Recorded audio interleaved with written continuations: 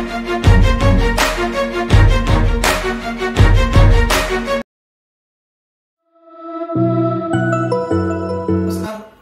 News मध्ये आपलं स्वागत आहे।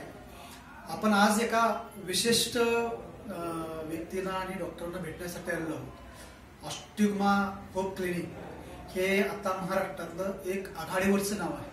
सध्याच्या वातावरणामध्ये आणि सामाजिक परिस्थितीमध्ये मूल न होणे हा एक मोठा प्रॉब्लेम होऊन बसलेला आहे।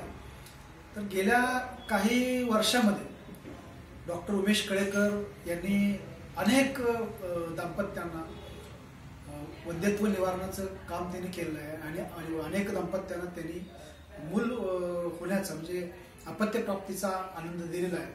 तर आपण आज विशेष म्हणजे ऑस्टिग्मा होप क्लिनिकच्या तिसऱ्या शाखेचं आतापर्यंत शिरोळ आणि कोल्हापूरमध्ये त्यांच्या शाखा सुरू आहे आणि आज विशेष म्हणजे आज इचलकरंजी महापालिका क्षेत्रामध्ये ऑस्टिग्मा होप क्लिनिकची तिसरी शाखा आज सुरू झालेली आहे। तर सर मला तुमच्या या क्लिनिकच्या संदर्भात आणि एकूणच तुमच्या ह्याच्या संदर्भात माहिती द्या। नमस्कार, मी डॉक्टर उमेश दत्त कळेकर।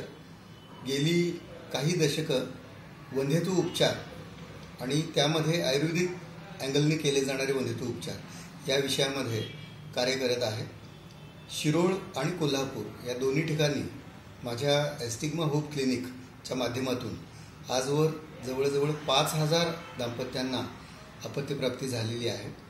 अलीकडच्या काळात आणि विशेषतः कोविड पश्चात काळामध्ये लोकांना विविध स्वरूपाच्या वंध्यत्वाशी संबंधित समस्या दिसत आहेत।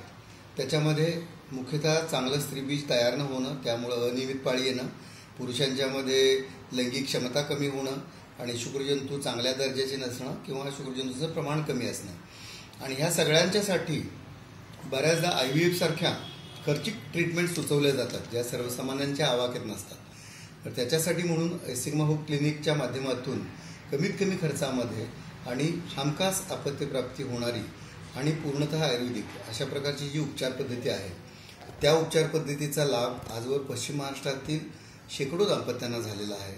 हजारो लोकांना पितृत्व लाभलेलं आहे आणि म्हणून इचलकरंजी एरियामधील या वंध्यत्व रुग्णांच्या सोयीसाठी म्हणून आज आपण इचलकरंजी येथे ऑस्टिग्मा होप क्लिनिकची इचलकरंजी ब्रँच सुरू करतोय आणि त्या माध्यमातून अनेक या दाम्पत्यांना अपत्य लाभ निश्चितपणे होईल।